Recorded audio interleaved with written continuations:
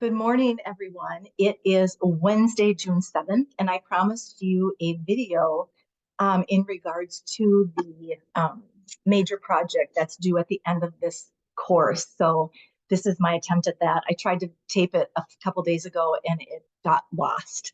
So technology and I, as it relates to video, don't get along that well. So we'll try it again now. Anyway, as you know from reading the syllabus, at the end of this session, which is just in about 4 weeks or less, you have a major project due. And I'm giving you the option. All of them are worth 75 points. You get to pick one, only one. You can't do two, just one. And it's between a narrated PowerPoint presentation, a kind of a research paper, and an interview of an elderly person. So I shouldn't say elderly because I just read a study the other day that you're not considered old until you're 73. And the assignment says you can interview anybody 65 and older. So let's just call them older adults. In fact, I'm only 10 years under 65. So that doesn't sit well with me. Anyway, I'm going to share my screen and look at our D2L class and take you right to where they are located. So here is our class, Lifespan Development. And if you go to Assessments and Assignments, you will see under the syllabus acknowledgement that most of you did, you'll see a movie paper, a life story interview, and a rites of passage. Under each of them are detailed descriptions of what you'll need to do. But I would like to share with you in a nutshell what they are. I'm not going to go into great detail. I'm going to go into an overview of each. So the movie paper, I'm going to stop sharing now because I'm just going to talk about them more conceptually. You'll have to click on them to actually see the specifics. But the movie paper is a list of movies that you can pick from. I've already watched them all, so they've been vetted and I understand the concepts around them. Your job is to watch the movie through a psychology lens. And so it's asking you to specifically point out psychological concepts that show up in the movie. And it's such a fun project because once you understand psychology at a little bit deeper level, it plays out everywhere. I mean, there isn't a conversation that you have, a movie you watch, a child that you parent, a parent that you are a child to, where psychology doesn't play out. Your job is to find those concepts within that movie. So they need to be specific. They can't just be generalized, like, oh, this movie touches on lifespan development. No, it needs to be specific. So some examples might be parenting styles, attachment theory, cognitive dissonance, prenatal development, mm, disorders. There's there's all kinds of movies on the list, and there's all kinds of psych concepts within them. So your job is to watch the movie, take notes on the movie about psychology themes that you see, and then write a paper that is specifically outlined in the description of what you need. So you'll need to use APA citing, and you have to have a couple resources. And I think I'm asking in there for 4 or 5 psych concepts.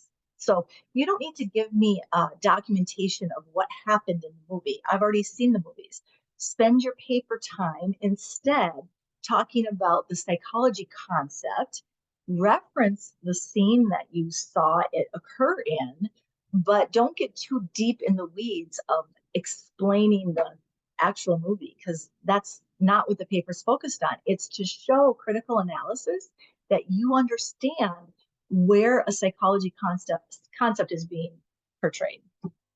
Okay, the second option is a life story interview, and that's picking someone who's 65 or older and interviewing them. And you're trying to get a perspective in time of when they grew up, when they married, when they maybe had a family. Maybe they didn't have, well, they had to have a family. Well, if it's a grandparent, they had to have a family. It would be your family.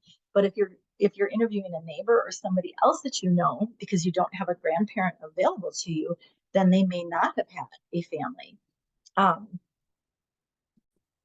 I encourage people to find a family member, preferably a grandparent, to do this with, because then you kill two birds with one stone. Grandparents are so excited when their young grandchildren you come to them and say, can I talk to you about your life? It's really meaningful and impactful. So in that paper or in that project, you have a bunch of ideas I've given you to ask questions. I would like you to include the question and answers, but as an add-on to the paper. They shouldn't really be in the paper. I don't want to see a research paper like this, because this is really what it is. It's almost a case study, if you will. I don't want to see a Q&A of what question you asked and what they answered.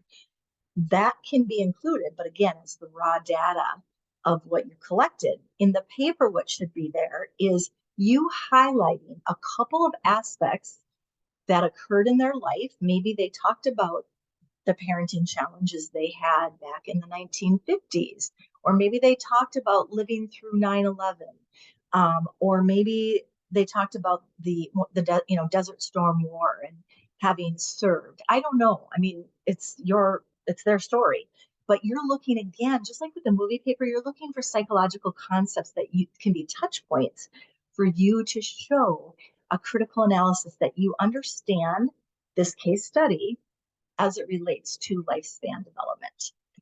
And again, the specifics are there. The final option for your major project is called a rites of passage PowerPoint presentation. Basically, PowerPoint has the ability for you to narrate. So what's required of this is for you to pick a different culture that celebrates, celebrates a rite of passage. What is a rite of passage? Well, a rite of passage in many cultures is the transition from childhood into adulthood.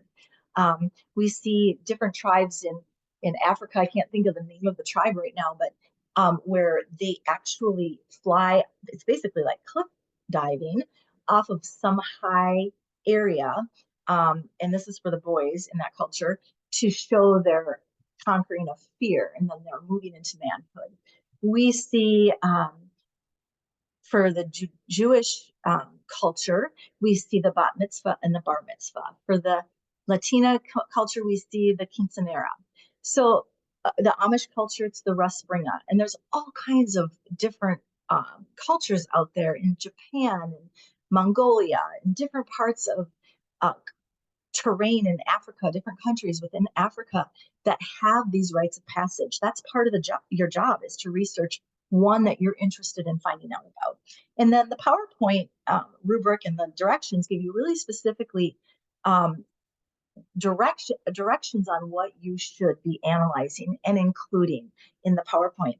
It also talks in the assignment description about how to give a good PowerPoint. You don't want more than, say, 5 lines per slide, no more than 5 words per line. That's called the 5x5 rule, and that's a pretty standard way to do a PowerPoint. You don't want the PowerPoint to be the presentation, because your face should be down in the side presenting the material.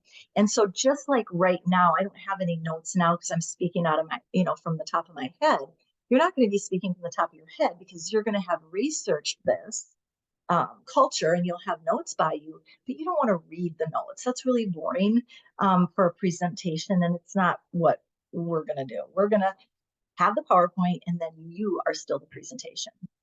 So that's it in a nutshell. If you have more questions, or you think a specific individual Zoom appointment would be helpful for you because you have questions about one of the assignments, I'm happy to hop on with you. You just need to shoot me an email and we can do that. But happy hunting. Take a look at those projects sooner than later, because I can't believe we are already looking next week at the midpoint of June, and our class only has 1, 2, 3, about 4 weeks left. All right, talk to you later. Make it a great day.